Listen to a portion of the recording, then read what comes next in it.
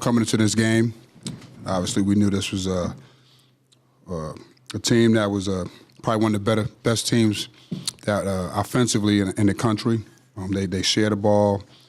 They got guys that could shoot it.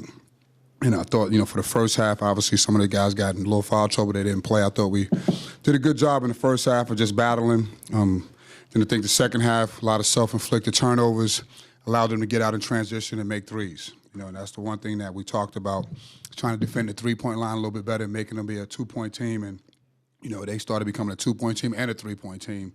17 turnovers, you can't do that.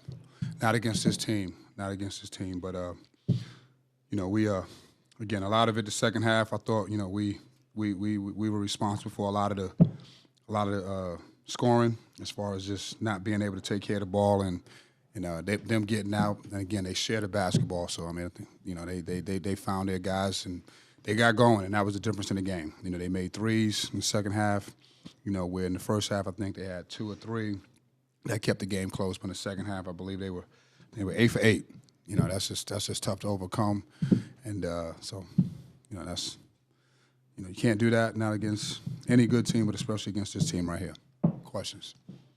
So what do you think the issue is with the turnovers, Adrian? Well, I think a little bit is Duke is a good defensive team.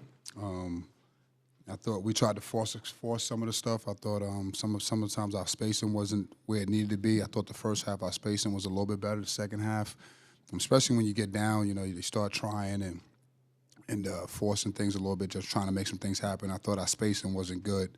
I didn't think we did a good job with that. That allowed those guys to kind of be in those gaps. We drove right into those gaps and tried to make a move, and they got their hands on it. So I thought that was the biggest culprit of it, is our spacing wasn't where it needed to be. And the fact that there were live ball turnovers and that too. Absolutely. We can live with I think we threw one lob and it hit the side of the rim and they got it and back down the court and 3. That's what happened. We had live ball turnovers that just led to 3-point shots.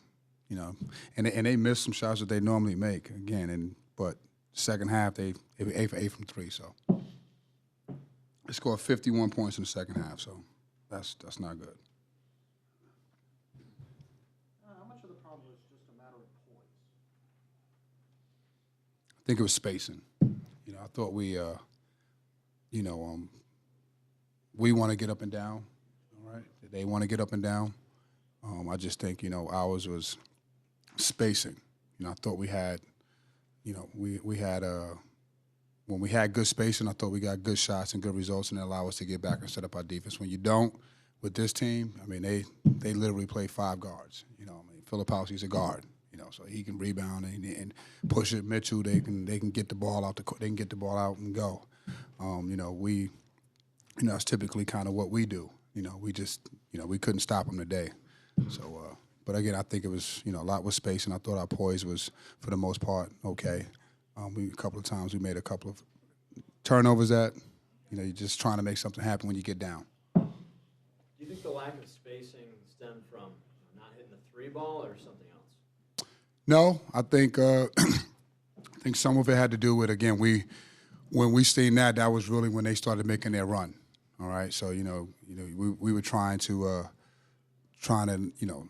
the one thing we tried to do is try to eliminate the runs. We knew there'd be a game of runs, so we tried to eliminate those runs. And again, sometimes you just you start forcing.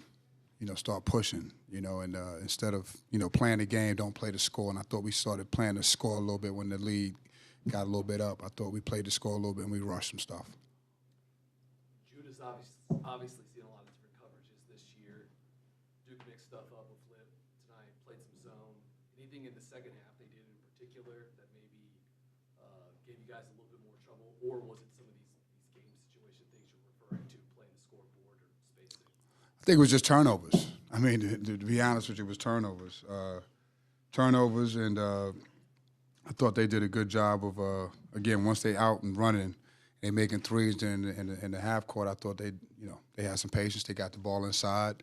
I think, they scored inside. So now you got 3s and 2s, so they scoring in both. So I think everything that happened today was, especially in the second half, was a lot on us. We just didn't again, they're a good defensive team, but I thought a lot of our turnovers were kind of just us being, not making the right play, not making the right read, or just not getting there.